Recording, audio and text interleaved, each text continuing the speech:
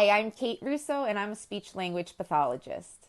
To prepare for conversations with people with dementia, I'd recommend first figure out what the problem is or figure out what your goal is. It's an empowered person that's able to step back and say, okay, what do I need to do? For example, I need to get in the car. Very challenging thing. So, first, find your goal. Next, break it down into the tiny steps it takes.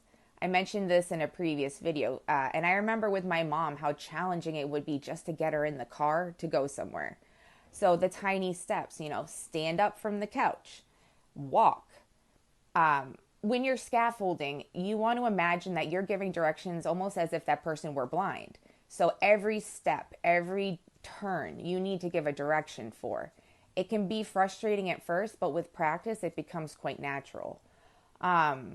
So figure out what your goal is, break it down into tiny steps. Follow a stepwise process, one step at a time, one direction at a time. Again, waiting for completion before you give another direction.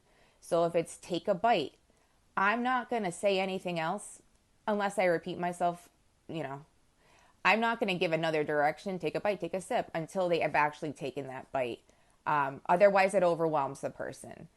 It's easy to become overwhelmed when you have dementia because the world uses a lot of words. We grow up encouraged to say more.